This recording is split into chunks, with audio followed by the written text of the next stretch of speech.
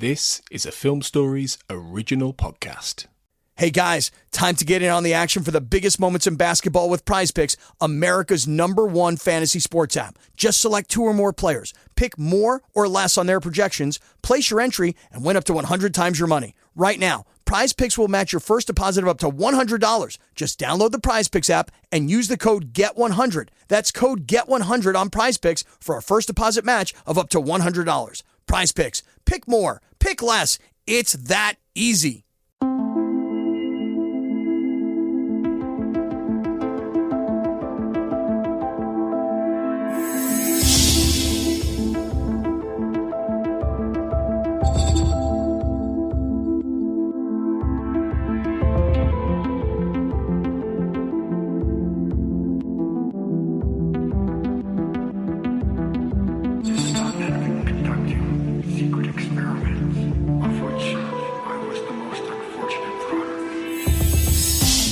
Welcome to the XCast. The MSR is in here.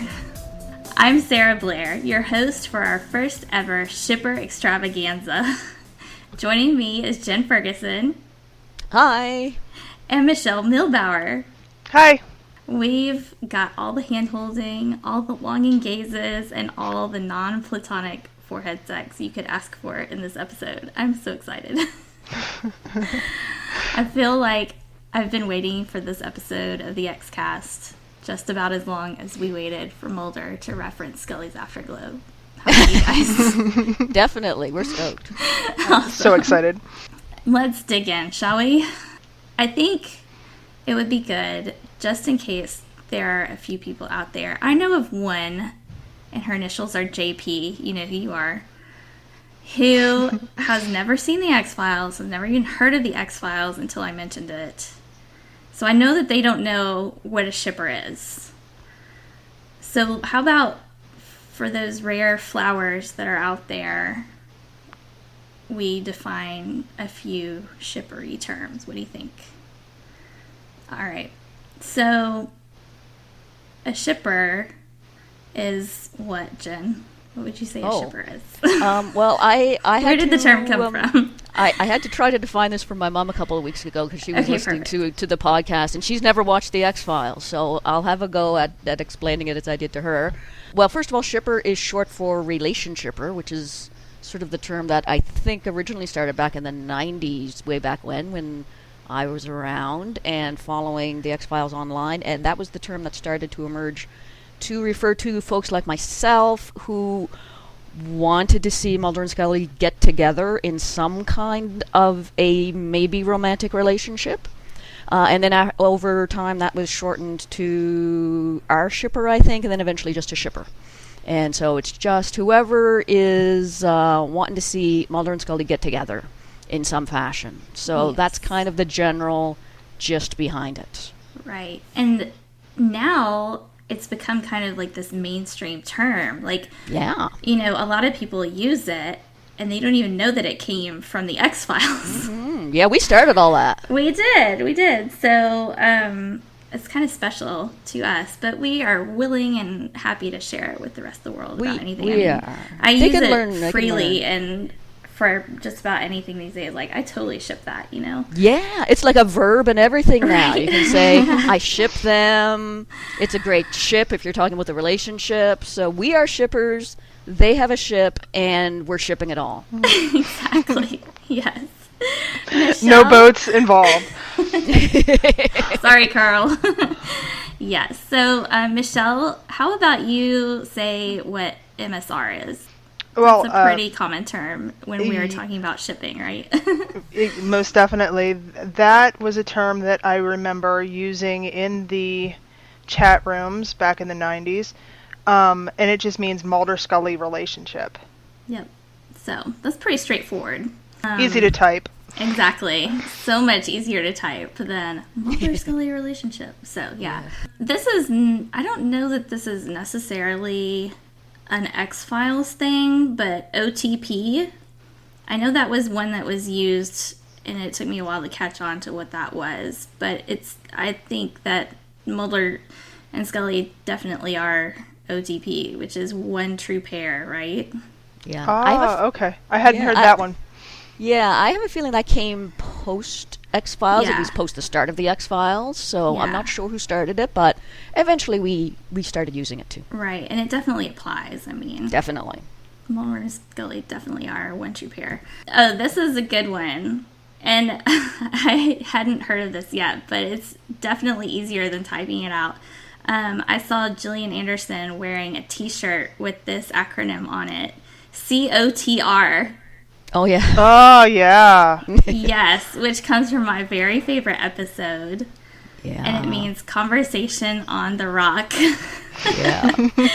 So, any X-Files fan, especially an X-Files fan like me, who loves the episode Quagmire, you know that Conversation on the Rock was pretty pivotal in, you know, MSR and shipperdom and all that. So, yeah. So why don't we, now that we've got a few of the terms that we're going to be throwing around defined and out there, why don't we dig in and talk about what it means to be a shipper, like, to you guys personally? Because I know I thought that, you know, like, back in the day when I was on AOL, and I would always go through and I'd look for, you know, you could choose what chat room you wanted to be in, and every chat room had a different name, and based on the subject matter. So I'd always look for X-Files, shipper, and either spoiler or no spoiler, depending on if I'd seen the episode or not, which I always had because I was obsessed with it. So I never, you know, I was always sitting there recording the episode. Yeah, so I would always choose the, you know, shipper chat rooms and all that to go into. But then they also had the non-shipper chat rooms. So it's kind of a divisive thing. But, so I didn't realize, because I always went into the shipper rooms. All these years later, I didn't realize, you know, there's all these different levels of shippers. And I thought that it was just the basic, you know, well, I think Mulder and Scully should have a romantic relationship or not. But it's like, now that I've talked more to people, you know, there's a lot of nuance to it. So what do you think, Michelle, like, how do you define being a shipper? Like, what do you think it is to you?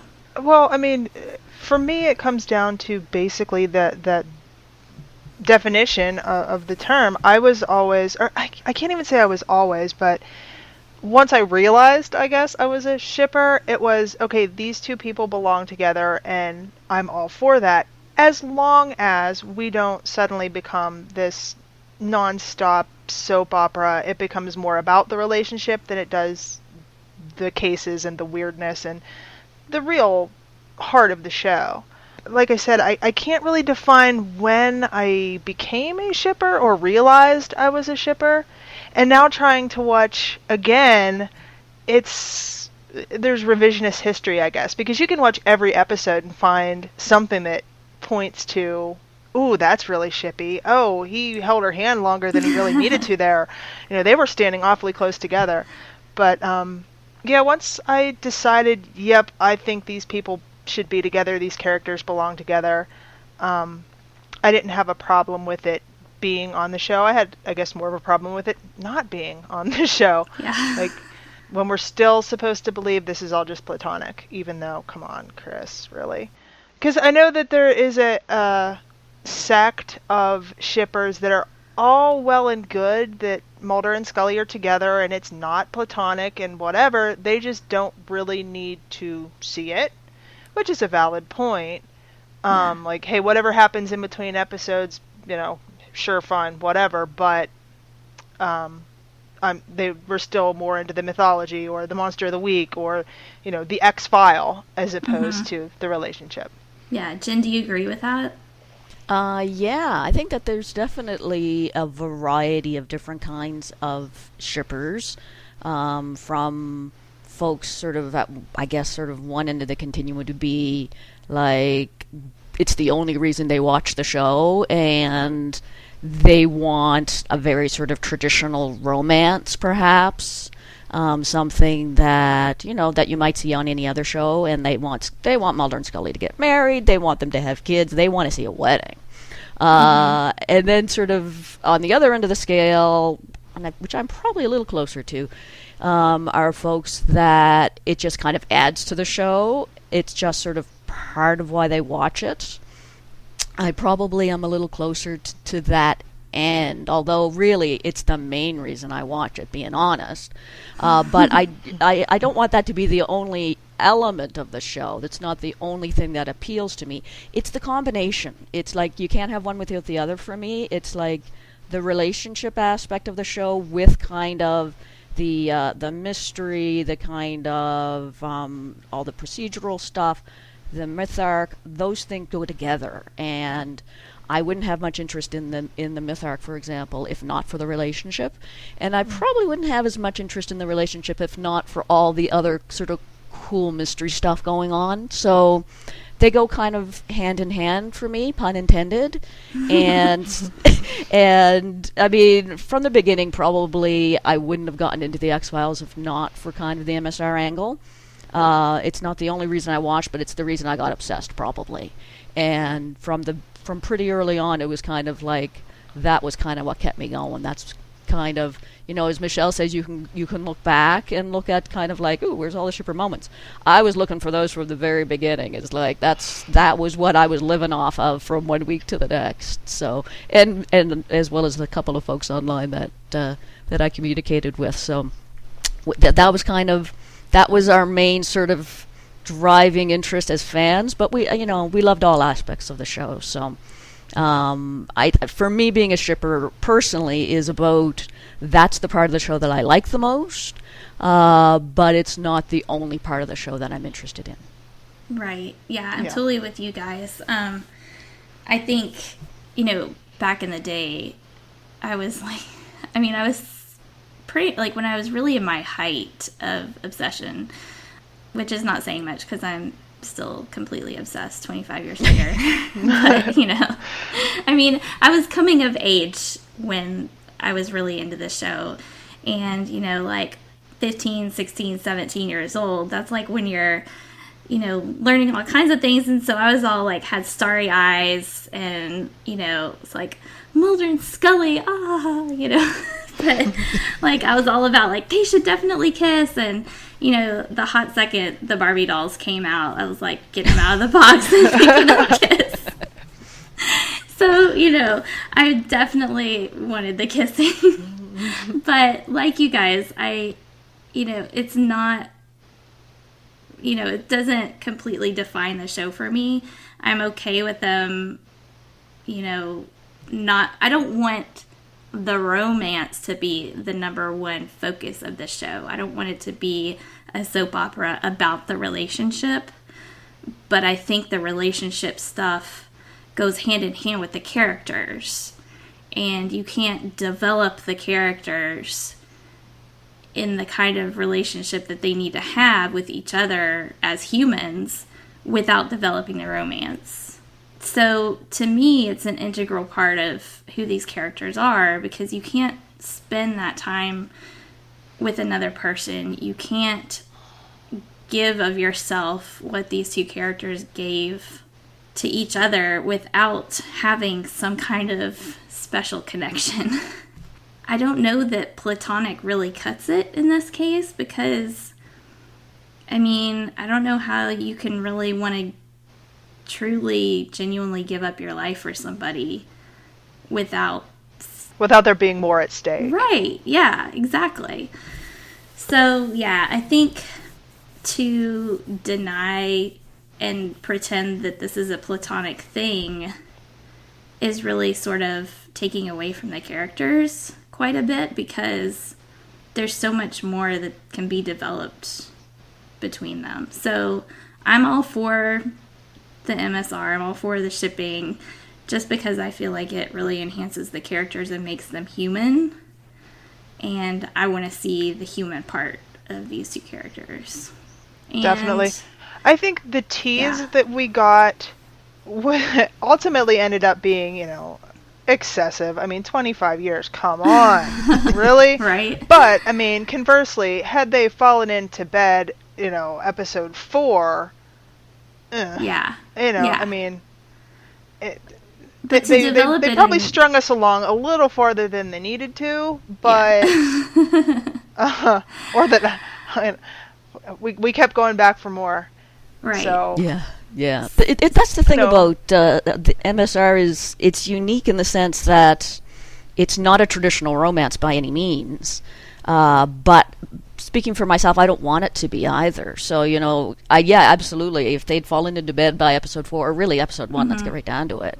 I probably would have lost interest pretty fast because, you can see that anywhere on TV. But, the MSR is a unique kind of relationship. It's definitely not platonic, but it's not traditional sort of romance or sex either. It's something that you don't see anywhere else. It's something that's a one-of-a-kind kind of thing on television, and I'm not sure we'll ever see anything quite like it again, and that's what makes it special.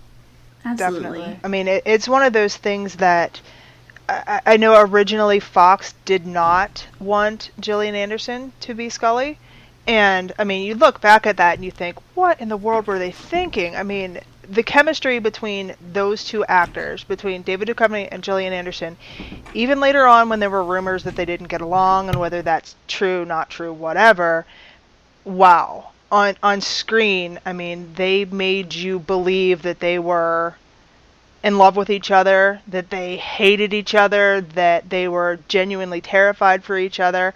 And I'm not sure what other actors of the time you could get that would have that chemistry that would keep us with a vested interest for 25 years. I mean, that's also an astounding thing. Yeah, absolutely. I think that the casting is absolutely integral to the way the relationship worked out.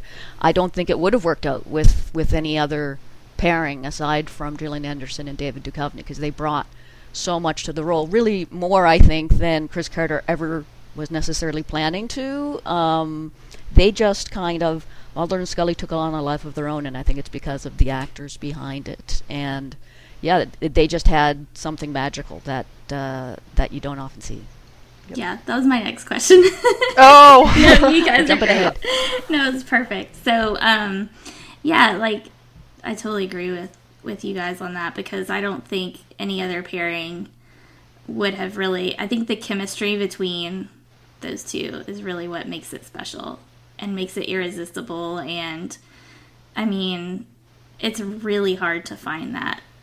Hey guys, time to get in on the action for the biggest moments in basketball with Prize Picks, America's #1 fantasy sports app. Just select 2 or more players, pick more or less on their projections, place your entry, and win up to 100 times your money. Right now, Prize Picks will match your first deposit of up to $100. Just download the Prize Picks app and use the code GET100. That's code GET100 on Prize Picks for a first deposit match of up to $100. Prize Picks. Pick more. Pick less. It's that easy. Between two actors, and I don't think I've really seen it except probably on Outlander, and that's pretty recent.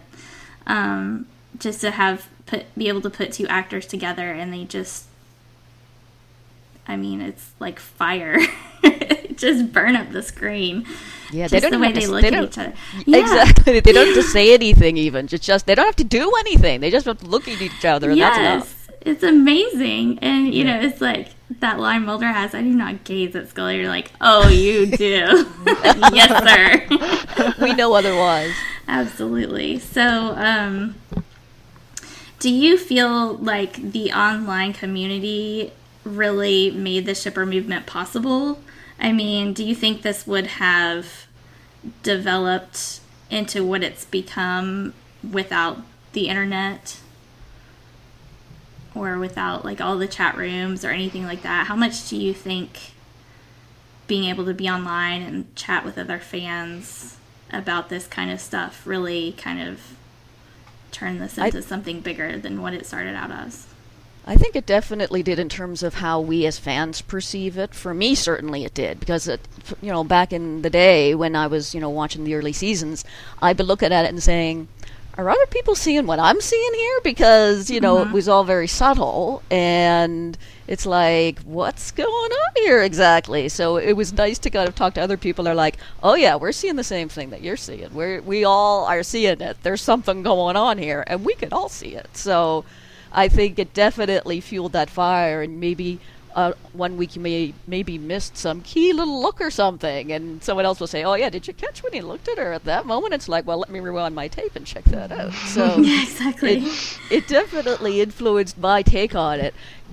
Sort of conversely, I certainly don't think it had, in my opinion, a lot of influence on the show itself. Right. If anything, I feel like there's, among non-shippers, there became such a pushback against shippers to a certain extent that, and I think maybe that there was I don't know how much awareness there was about this sort of amongst Chris Carter and the other creators, but I think if anything, shippers got a little bit of a bad reputation. I think we still do sometimes. Yeah. And it's kind of like, no, all these crazy shippers want to have kissing on this show. We are not going to give that to them because they'll just go crazier and they'll take over the fandom. So yeah.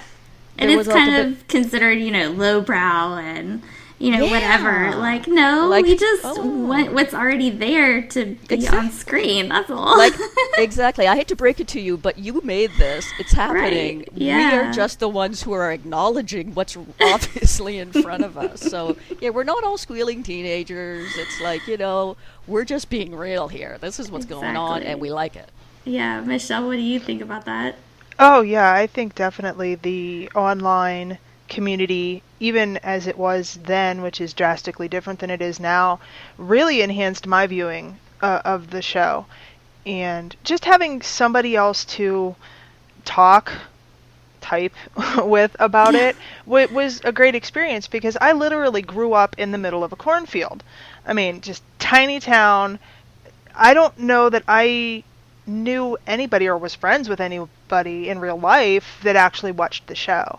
So to be able to go online after it aired and just, the shippy stuff most definitely, but even non-shippy stuff like, oh, wasn't that crazy when whatever happened? And to have somebody to share that interest with was great. And even with the internet and social media and everything as it is now, I don't know that there are many other shows, or certainly not ones that I watch, that have that same interaction. I mean, things now with, spoiler worries for every show, especially streaming, people can't, you can't necessarily watch something and then immediately go online and be like, hey, did you see this, that, or the other thing? Except maybe with Game of Thrones, because that's also a weekly. But with binging and everything else, just the way people consume media is so different that you don't get the same experience now.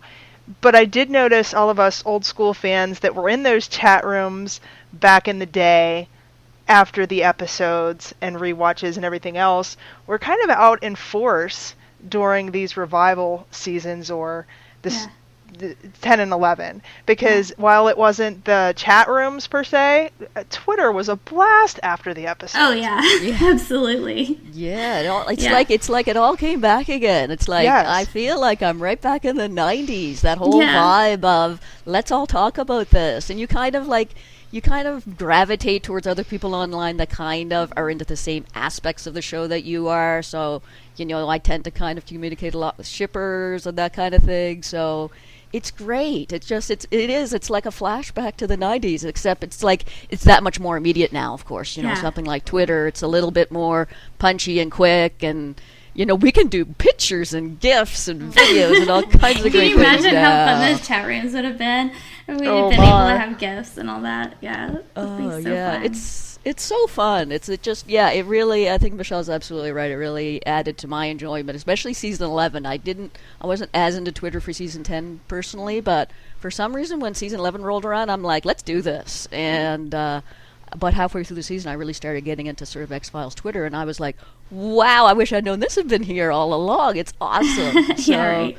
I love it. So I still hang out there. It's still a lot of fun to communicate with fans, especially about, different shows that people are rewatching. Let's talk about the shipper moments, just like we did back in the old days. Let's talk about the shipper moments from an episode from season 2. It's great.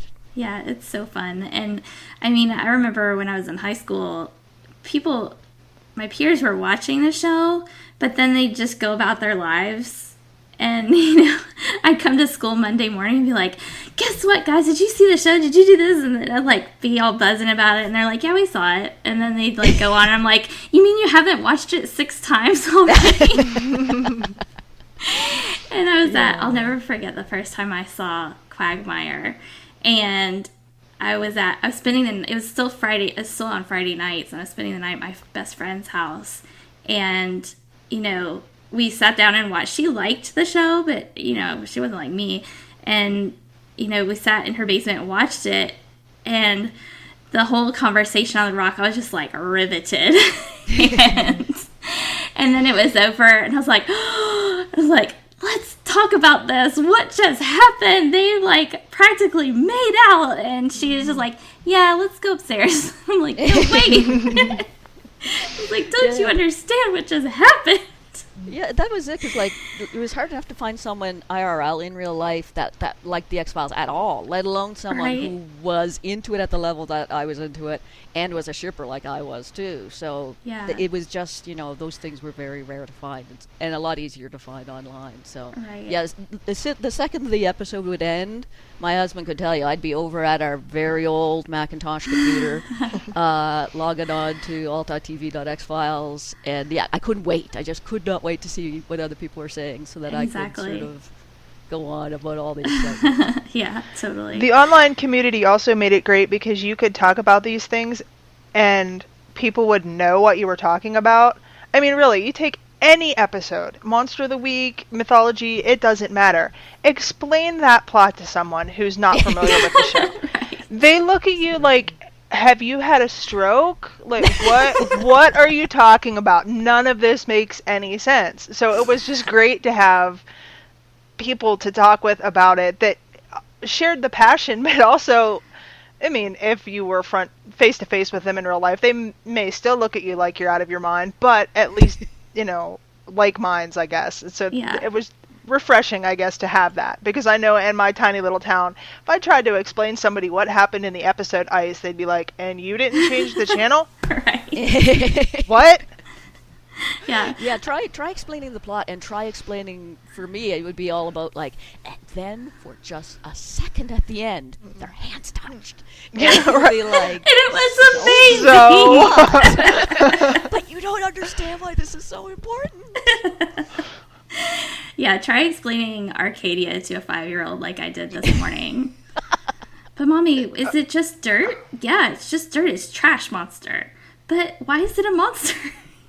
Because. But you don't understand. This episode is important because Mulder and Scully pretend to be married, but they're not really married. But it's really fun to just pretend. Controversial statement. I don't care for Arcadia. I know, I'm sorry, I just don't. The plot is ridiculous. It's the dumbest monster. And I know it's supposed to be over the top, but it was just just the whole thing. I roll my eyes. I mean, it's mindless, it's fun enough, I guess, but it's not one that I think, okay, I'm just going to put on a random episode of the X-Files. Oh, okay, Arcadia. No. Yeah. No, you know what, Michelle? I am with you on this one, Michelle, actually. I know maybe this makes us bad shippers, I don't know, but I know that for a lot of shippers, they love that episode, but it doesn't really ring my bell. It's like, yeah, it's cute, but it's like, I don't want to see, like, pretend Mulder and Scully pretending to be in love. I want to see the real thing. So I understand there's overlap in the episode, but yeah, no, it doesn't really ding my dong, but I'm mostly about the angst episodes anyway. So anything that doesn't involve, like, someone crying at some point, then it's never going to land on my, like, top 10 shipper apps. How do you guys feel about 3? No. No? No, I don't. I can't bear it. I've only watched it literally like a couple of times. I mean, I probably wouldn't have watched it as many times as I have if not for the fact that it was on at the time, of course, between Ascension and One Breath. So, back in the day, we were like, this is going to be a super important episode. Let's all watch it. And no, I mean, it's really hard for me, and anytime I see Mulder and Scully with someone other than Mulder and Scully, and I know it didn't really mean anything, blah-de-de-blah, but No, I can't. I cannot stand it. Can't stand it. Can't stand any time Mulder's with Phoebe Green or Diana Fowley or anything like that. Can't stand when Scully is with Edgers. Nope. Can't do it. See, I feel Michelle. What do you think? Because the MSR or lack of MSR in 3 is only part of the problem. The story is just so ridiculous. You've got a bread bowl full of blood in your oven, and I know there's supposedly some folklore, I don't know. It's just, yes, it's a filler episode. It's also another one. If it's on, it was on BBC America because they've been doing their marathons. And so it was like, yeah, it's on, the X-Files is on. I'm not changing the channel, so there it is. But it's another one I don't seek out. Same thing with Never Again. It's not a terrible episode. I wouldn't say it's the worst episode that was made. But I don't... no. Yeah, I think in 3, especially, the Mulder angst over Scully and all that is, so much. I just love it. I love any time I can get Mulder angst. I don't care what he's doing. Yeah, he's sitting there on the hillside as, there's supposedly fires in the background, and he's just sitting there so forlorn and looking at her cross that he's wearing on a very, very long chain. Anyway, that was my random thought of the moment. There's definitely Mulder angst there, and you can see this is all he's trying to fill the void because he's just crushed that in his mind he lost Scully. He let Dwayne Barry take her, and she's who knows where at this point. But, once again, it's not the worst episode that's been made, but I don't seek it out. Yeah. See, Fire makes me ragey, though. When he's kissing Phoebe, that's when I get riled up. I think Fire is hilarious in that it's not very far into the run, and we already get jealous Scully. Oh, she's looking at Phoebe with daggers. That's kind of right? awesome. My partner. But I think part of that is, and that's what I love about this is because their relationship is on so many levels. You've got Mulder and Scully partners, which is its own special bond. And then you've got romantic Mulder and Scully, which is its own special bond. And so they interweave and overlap. And then you've got friends Mulder and Scully, which is a special thing. So it's all these different layers to their relationship. And it's only season 2. Yeah. And, Scully's jealous for a lot of reasons because... she knows it's Mulder's ex, but she also knows that Phoebe's in law enforcement. And, for all Scully knows, Mulder's going to run off and, go join the Interpol or whatever and just leave her behind after she's sacrificed, all this, she's, basically, in Tombs and Squeeze, she literally chooses Mulder over climbing a ladder. So that's a really big step for her, and she's given this up for him, and he's going off to make out with this Phoebe person, and I think pisses her off. I think she's just kind of fed up with him at that point too. It's because he's been. The one thing I like about Mulder and Fire is that at least he's kind of aware that Phoebe's bad for him and that theirs is a toxic relationship, but yet he's still somehow under her spell apparently. But so she kind of knows all this about him already and knows about this about the relationship. And I feel like she looks at them together and she's like, "Seriously, Mulder, you're gonna be this? You know better than this. Why do men have to be like this?" So that's kind of. I feel like for me, it's she's just rolling her eyes God, he can be stupid sometimes. So yeah, as much as it is about jealousy, I think it's also about kind of God, he's being really stupid right now. But I think it becomes pretty clear that that Mulder realizes that Phoebe's a bad idea, and she is. So it's kind of, I don't get as upset about Phoebe Green as I get about Diana Fowler. I feel like he has more genuine feelings for Diana Fowley than he'd ever had for Phoebe. And I think Scully genuinely is jealous in those episodes. Well, in my opinion, they'd already slept together, so yeah. Yeah. The scene where Gillian Anderson goes toe-to-toe with Mimi Rogers was great. Right? Yes. I mean, did, in retrospect, have to wonder how big of a apple box Gillian Anderson had to stand on to make that more even. But that was just great because you could tell she wanted to just take her out back and kick her down the street, which would have also been fun to see. Oh, yeah, I was all for that. Yeah, drag her out by her hair. Yeah. Seriously. Do it, Scully, do it. Yes. So, no Fowley apologists here. Sorry, Kurt. We'll have to get you on the next round. Yeah, so, I mean, we already talked about some of our favorite scenes. And, you know, the online community and everything, plus this desire for everyone to want to see these two characters get together made something else very special happen, which was fanfic. So fanfic, just in case you've lived under a rock for the past 25 years and you don't know about it, it's fiction that people write using the characters to make, you know, stuff they want to happen. A lot of times that's the sexy times. Because we don't get to see that on screen. So we fill in the blanks with what we want to happen. And that's fun. So, do you guys read the fan fiction? Because I remember when I first discovered it, and it was like light came down from the heavens and the angels sang. And I was like, what is this? What is happening here? You can get quite an education there. Yes. So, I learned quite a bit from reading fan fiction. I have to confess, and this probably is going to make me a bad shipper in a lot of people's eyes, is that I'm not into fanfic. I'm sorry, everybody. But I mean, it's good. It's good writing. I certainly am not one of these, you know, fanfic snobs who thinks like, oh, fanfic, it's not real writing. It's definitely real writing, and there's some great writing out there in the fanfic world.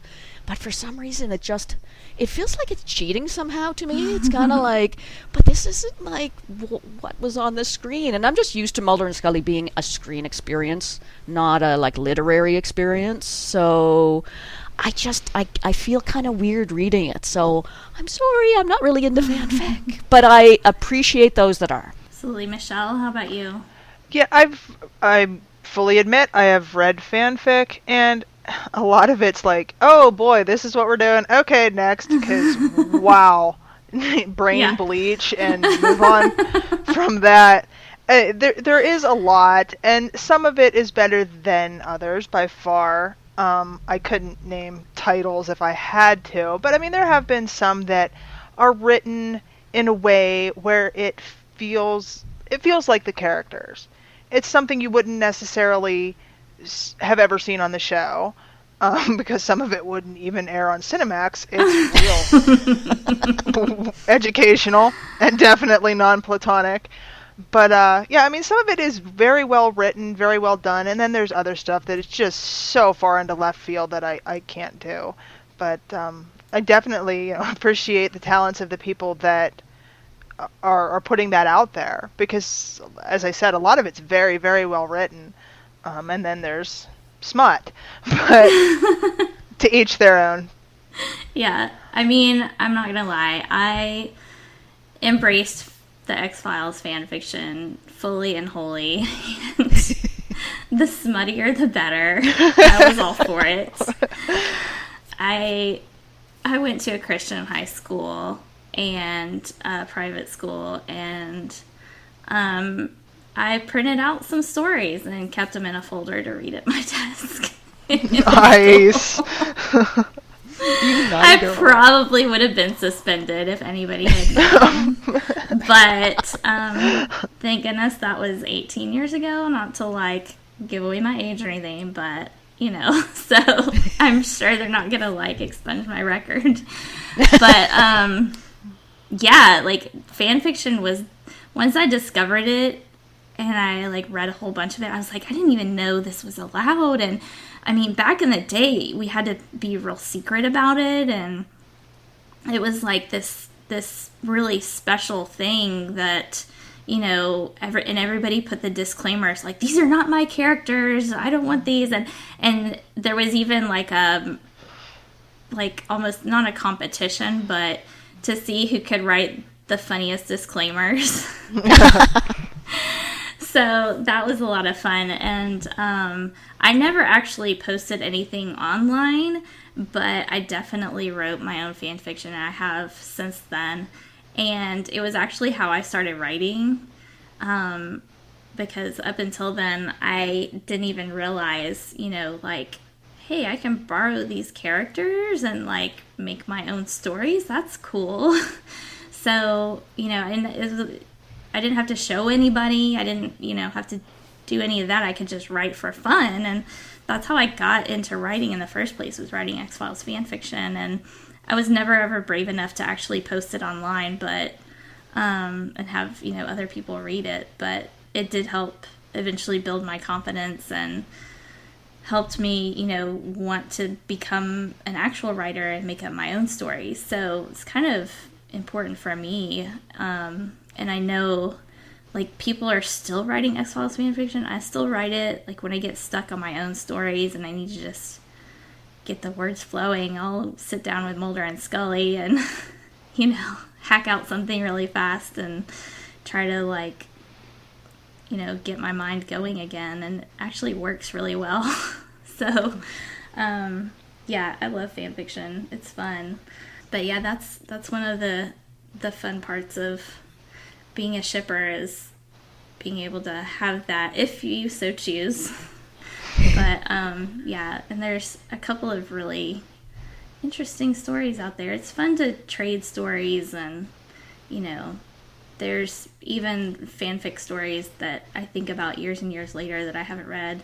And I mean, people would write novels, so it's pretty intense. But yeah, it was a good time. Fan fiction and all that.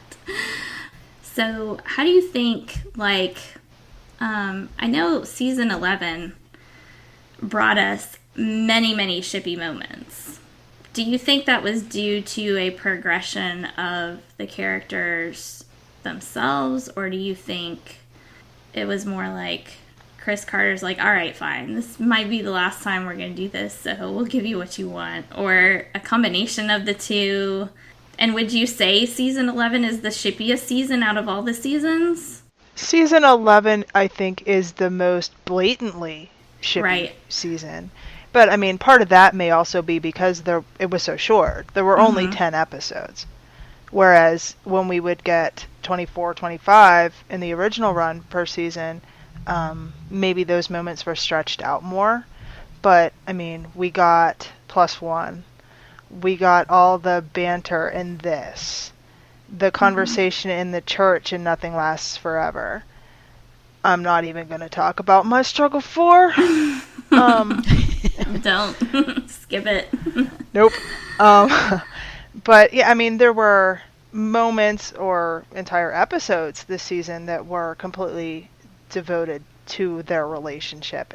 And while in season 10 it was acknowledged that their relationship had been strained and they had separated, and we didn't get any information as to how long that separation was or how estranged they were.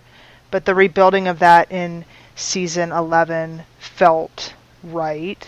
But so, yeah, I mean, like I said, revisionist history, you go back and watch from the very beginning and you find stuff that you can retroactively say, well, that was really shippy and this was really shippy. Whereas watching it the first time, you may not have thought so much about it until, we became fully devoted shippers and you started actively looking for it. Like, where do you think you guys fall in the whole realm of shippiness? Like, when you really became a fully fledged shipper, was it like season 3-ish probably? No, it was season 1 for me. Yeah. I think it was when I watched Tombs, actually. At least that's when I remember specifically kind of shipping it up a little bit, is watching Tombs. When, of course, we have Scully saying, I wouldn't put myself on the line for anyone but you. And I was like, swoon. So, I know, right? The sexiest, non-sexy words that you could ever hear. It's true. Right? I was a pretty casual X-Files fan until I became a shipper. I was sort of half watching it in season 1, but once the shipper brain kicked in for me, that was it. I was all in total shipper from the beginning, pretty much. So yeah, no, I was a shipper almost before I was an X-Files fan, if that makes any sense. Becoming a shipper made me a really serious X-Files fan, so it was always, they were one and the same for me. Yeah, that makes total sense. I want to say for me it was more into season 2, especially with the abduction arc. And in One Breath, specifically, when he is waiting in his apartment and he's going to get his revenge on the people that X has told him are responsible. And then he decides he'll go and be with her instead of getting revenge.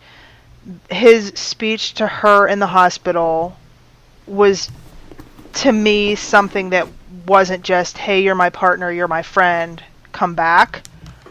And then the scene after he leaves and goes back to his apartment and sees that it's been trashed by these people who think they're going to find something on him there. Duchovny's performance was just amazing. And I think that may be the point where it was like, okay, there's more than just these two are friends. Because, yeah. I mean, you know, my good buddy, my best friend may be ill, and I'm going to be distraught at the thought of losing that person, but that was, the portrayal of that was more than just, oh man, I'm going to lose my best friend. Mm-hmm. So I think from that point on, that was, I guess I would have to say that was the point where it was like, yeah, these two belong together. I'm going to ship everything I can find. Yeah. And also then retroactively going back and watching Beyond the Sea, when Scully goes back and confronts Luther Boggs because she thinks that he set them up. Mm-hmm. And she's just in his face screaming at him. It was like, oh, wow, this was happening long before my teenage brain figured it out. Yeah. Teenage brains, yeah. Yeah, I mean, like, you don't climb up on top of a gondola thing on the side of a mountain for somebody you don't completely love, I don't think. Right. For sure. That's, like, really intense. So, yeah, I can't remember. I know that I was a shipper, like, end of season, because I really started watching the show every single week, like, right around 7:31 IC and those episodes. But, I kind of feel like it was just always in my brain that they were in a relationship together or something. Like, I knew there was more to it, but then I think, like, my full-on shipper moment happened probably in Quagmire. It's probably why I love that episode so much, because that's really when I kicked in, like, full-on shipper mode. Because I kind of, like, I mean, it was something that was always sort of there, I guess, but then I was like, oh, after that conversation, I was like, they're so in love with each other. Yeah. So, yeah, I think that was like the COTR, man. That's like a big moment for me, apparently. It's like a therapy session here. Yeah. But, yeah. So, I know we've talked about a few moments, but what are some of your most top favorite? Like, I can't pick just one, really. But what are some of your most favorite, the ones that you go back and watch repeatedly? What shipper doesn't absolutely love and swoon every time they watch it? The baseball scene in The Unnatural. Yes. Yes. Yeah. Hands before hips. Hips before hands. Hips before hands. Oh my god. That, and also in the same episode when they're being all flirty over a tofuti rice dreamsicle, which sounds gross, but okay. But her lips touched the ice cream, and then his lips touched the ice cream, and it was basically they were just making out right there in the office. This is what we over have to, faux this ice is what we cream. Have to do. Yeah. And he grabbed her arm. I mean, come on, it was like skin contact there. Oh yeah, that's super flirty. Yeah, and I tend not to like. I mean, I love the flirty scenes, but I tend to prefer the angsty scenes. Yeah. So my favorites tend to be more like the hallway scene in Fight the Future, with the inopportune bee, But what I like about that scene, I mean, I like a lot of things about it, but the thing I like the most is the intensity of it, the intensity of the emotion when, Mulder's saying what Scully really means to him, and Scully is just so, like, taken aback, and it's so beautiful, and it's also beautiful. So that's more my kind of a shipper scene. It's the flirty stuff is fun, but it really gets me when it's like, oh, I'm getting all the feels. It's it's sweet, it's romantic, but it's also kind of touching and maybe a little sad and a little bit like all of those things at once. That's what kind of does it for me. Right. So I imagine then also this scene in, and I'm gonna butcher this name because I don't know how to say it, in MR Fatty 2 after biogenesis, when she's in the hallway and she comes to tell him that Fowley is dead, and she's really upset because I didn't trust her, but I know you did, and that was a really sweet scene. Yeah. Is it Memento Mori where they have the hallway forehead sex? Yes. Oh, love that's one of my top favorites. Absolutely. Everything about Memento Mori I love. Why does all this sweet stuff happen in hospitals? Right? Honestly, it's always all the best. I mean, last week on Twitter, I for some reason felt compelled to post my 5 favorite hospital scenes in the X-Files, but then I realized, like, most of my favorite scenes in the X-Files happen in hospitals. Yeah. It's just, that's what all the emotions Triangle? come out. Yes. Oh, yeah, Memento Mori, Redux 2. Tithonus has a hospital scene at the end that I love. Did you notice in that episode, I watched a clip recently, I haven't rewatched that episode, but somebody had posted a clip, and he comes to visit her in the hospital after she's been shot, and the little weenie agent that shot her has scampered out, and Mulder threatens him with death, and then he goes in and visits Scully, and he grabs her hand, but they do this like secret handshake, fist bump, like it's awesome. It's great. I love it. Like, they both do it at the same time, as though like it's something they know how to do, and it's just like it's somehow emblematic of like their chemistry. That like I it's probably nothing they've ever done before, but somehow this weird sort of secret handshake, thumb fight, handhold thing emerges, and they both seem to know exactly what to do. So it's just like, we're just in sync here, and I love that part of it. Love it. Yeah, it's awesome. And then and the I just have to throw in a little shout out to the hospital scene in Dead Alive as well, of course, when Mulder wakes up. Yes. That's like all the feels. So love it. Or the hospital scene before she gets to see him, when Doggett's trying to talk her out of it, and it's kind of like, God, you're such a jerk, get out of the way. I mean, you understand that he's looking at her best interest, but she is about to lose what's left of her mind, and you're blocking the way. Move! Yeah, all of the emotions are always running high in the hospitals. It's like, when they're together at each other's bedsides, those are super intense. But like anywhere in the hospital that there's a scene happening, there's always like the feelings are always running high. Like when Mulder first arrives at the hospital in one breath and he's yelling at everybody, it's just like everything is just ratcheted up, and it's like, they could set every episode in the hospital. I'd be good with that.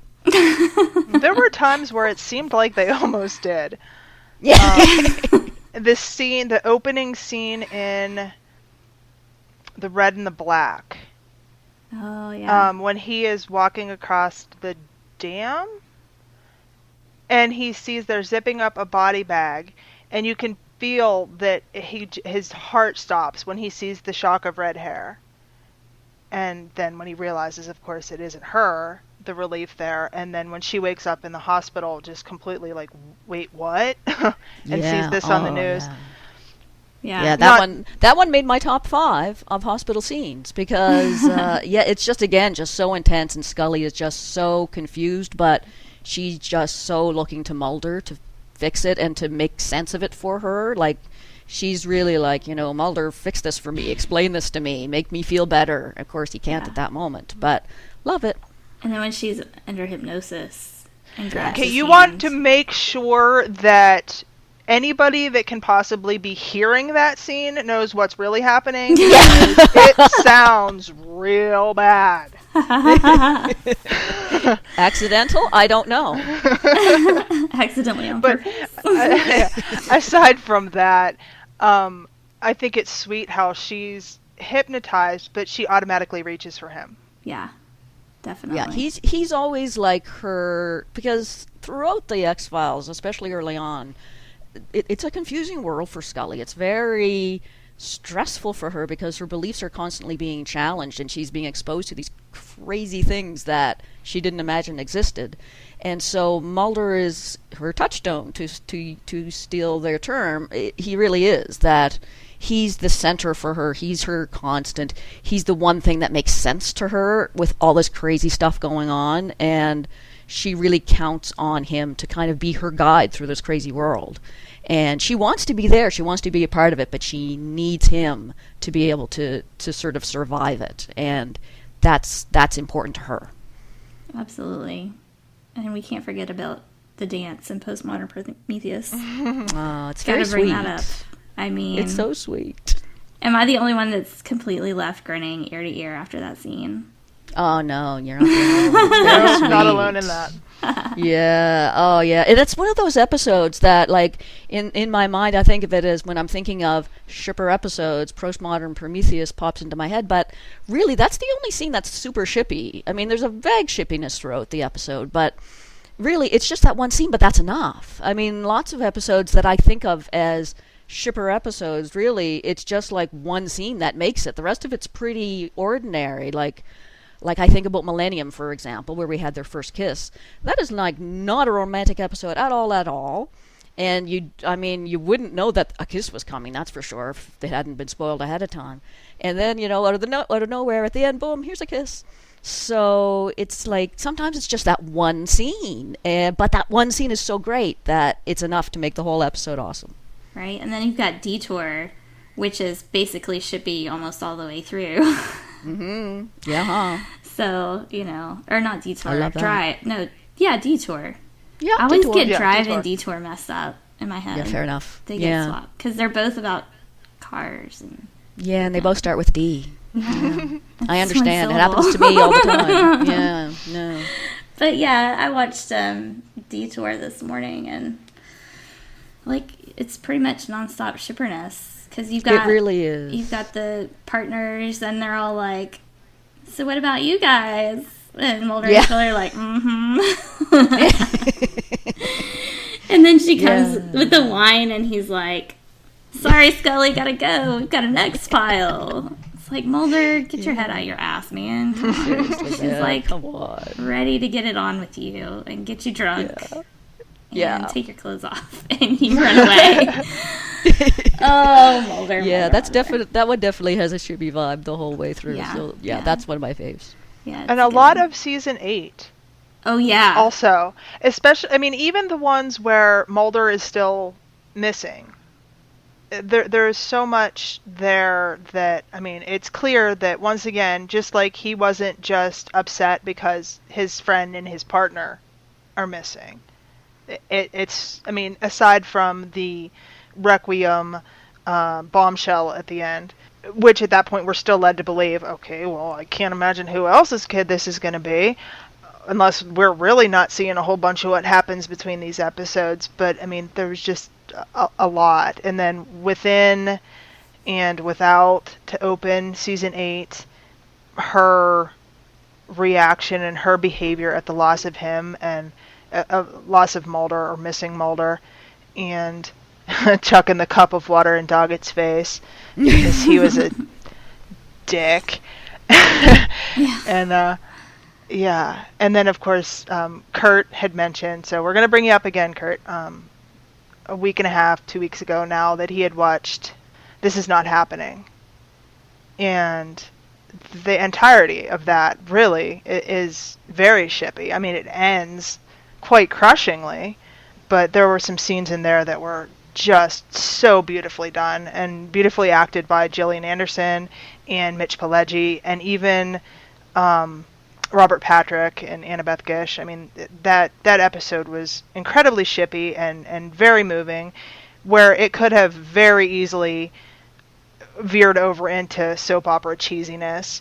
And, the screaming no at the end may have gone a little bit too far, but as a whole, that episode was just beautifully done, as well as the opening scene, the funeral scene in Dead Alive. Yeah. Season 8 is super shippy. I'm starting to figure that out. I mean, I've said before that I'm not a fan of Season 8, but I think I'm starting to figure out that there is a different kind of shippiness. I mean, Mulder's obviously absent for the first 2/3 or so, first half of the season. And so in my mind, I always well, if Scully and Mulder aren't together, it's not shippy. But it's starting to dawn on me that, but everything Scully does is about Mulder. Yeah, and shipper angst, for sure. It's shipper angst to the nth degree. I mean, that's my thing. So I'm loving that. I mean, it's it is really intense. And it's interesting to me how I'm always kind of wondering, I mentioned this one on Twitter a couple of weeks ago too, I like to play a little game called What Do Bystanders Think About Mulder and Scully's Relationship when they see it? And so I'm always kind of wondering in Season 8, with, the other folks at the FBI, especially as it becomes more obvious that Scully is pregnant and she's extremely distraught at her partner missing. And I'm like, is everyone just knowing that what's really going on here? It almost seems like at that point, by that stage, it's kind of like we're not even pretending anymore that we don't know what's going on. It's pretty obvious that, and Scully's pretty open about it at that point too, really. It's kind of like, this is clearly not just her partner, and she's not pretending that it is really. It's pretty clear, I think, that he's more than just her FBI partner, especially once the pregnancy becomes a bit more obvious. So, I mean, by that stage in the series, it's kind of like, we're not really pretending much anymore. So thank goodness. Too bad Mulder wasn't around more for us to be able to enjoy that. But certainly season 8 and season 9, it's like we're not pretending anymore that there's nothing going on. There clearly is. Yeah. So, okay, at what point to go? Let's just go for the lowest lowbrow we can go right now. Okay. So, let's do it. What point do you think they did the deed for the first time? What do you think? When was their first time together? Full on romantic, getting it on. That's a tough question. Yeah. I was just gonna say that. I don't have a really defined theory on this. I know most shippers do. It kind of, I'm more vaguely aware, sort of annoyed that we don't know. The fact that we're having this conversation and that it's valid that we do, and that if all three of us have different theories, those will all be equally valid.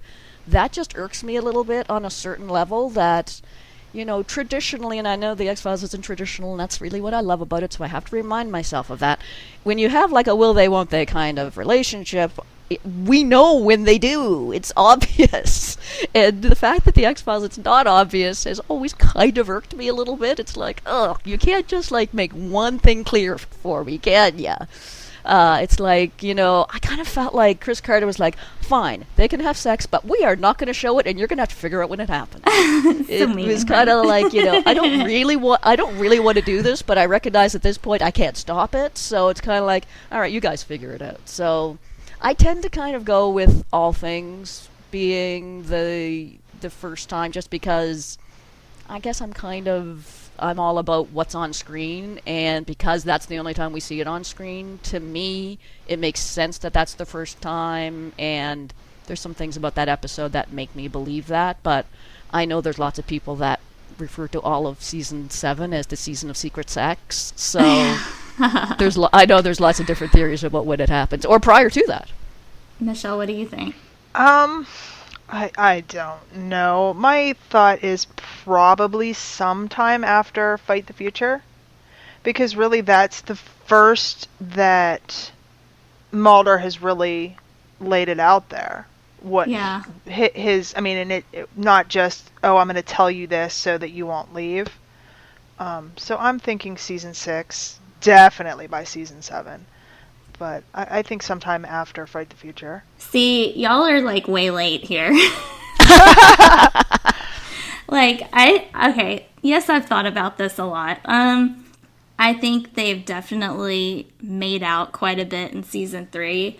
And I I put my money on like Gethsemane Redux 2 is when they do it. Wow. Yeah. I feel like we could have a whole other podcast about this subject because that is so much earlier than I ever would have thought. Yeah. That'll be shipper episode 2. So yeah, because that is get into the nitty-gritty of all that. Yeah, that's way earlier than I would have considered. Yeah, I'm going to have to go back and rewatch them again now with that theory in mind. Yeah. I mean I might have some fanfic that I wrote. All right. Yeah. You might have to post that, I think. That you know that first scene right after the credits when he like goes and talks to her and he's like, "Take it off, G-woman," or whatever. And then they have that scene in her kitchen, they're like talking about this. And then it cuts to, they like make their decision about what they're going to do. And then it cuts to her at Mulder's apartment where she's IDing the body as his. But there's got to be something in between those two scenes. Like, she goes there the next morning. It's the middle of the night. They're at her apartment. Yeah. I mean, come on. That's my special moment. I think you made a strong case. Yeah. That's a strong case. And I'm gonna enjoy Gethsemane on a whole other level. Right. I mean, I always loved it because, angst, but... Oh my gosh, those episodes. Love those episodes. Yeah, I like your theory. I think it holds up. Yeah. I mean, I think maybe more after Redux 2. Before that seems kind of creepy, like the dying woman. I don't know. Maybe that's my own hang up. But we're gonna celebrate remission afterwards. Yeah. I don't know. Kind of like, that was creepy too. If I don't have much time left, I might as well do it. So it could work either way. True that. Exactly. Well, I think we might need to call it quits here before we can. I'm sure like we could talk all day about this, right? Sure. We gotta cut it off. Yeah, I mean, somewhere. we didn't even touch on the shippiness of what was then the final episode, The Truth. Oh my gosh. Oh my, yeah. I mean, that could be a podcast in its own. Right. Yeah, we could totally do that. Yeah. Yeah, I mean, we could just. I could talk for an hour just about the hallway scene in Fight the Future, actually. So. Right. That's I could pick apart every line and every glance. So that's the fun. Is the analysis is the fun part for me. Absolutely. Shipper episode 2 coming up soon. There's definitely more to talk about here. Well, let's see if we want to find you all online, Twitter. Jen, where can we find you to talk more about shippiness and shipper stuff? Yeah, you can find me on Twitter at JenXFile, JENNXPHILE, and I love to analyze and to talk about shipper and non-shipper things, so come on and join the party. It's a fun place to be. Absolutely. Michelle, how about you? I still lurk on Twitter mostly. I'm working toward getting a little better at tweeting. Things other than pictures of my cat and my kids. But I'm at mmbaker13. Awesome. We will definitely look for you there. And I'm Sarah Blair, SARAHLBLAIR. You can find me talking shipper stuff all the time. And we also have, our Xcast X-Files basement group on Facebook too, where we've got a lot of fun shippery discussions going on over there. So yeah, we hope you will join us for all of that online and more, and let us know your favorite shipper moments. But until then, trust no one. The Xcast, an X-Files podcast, is produced and presented by Tony Black, alongside a dedicated group of podcasters and X-Files fans. You can find us on Twitter at the Xcast, and on Facebook if you type in the Xcast, or at our group X-Files Basement, an Xcast podcast fan group, where you can continue the discussion about all things Mulder and Scully. If you want to support the Xcast further, you can now subscribe and become a patron of the show on Patreon. On Google, just type patreon.com/the Xcast. That's PATREON. You'll see all of our tiers, subscription options and perks, which include early access to episodes, bonus content such as commentaries on X-Files episodes, access to a patron chat zone, and even appearing on one of our patron roundtable discussions. We would appreciate any support you can give the show, so just go to patreon.com/the Xcast to find out more. Our title music is provided courtesy of Will A, who you can find on Twitter at IamWillAYE.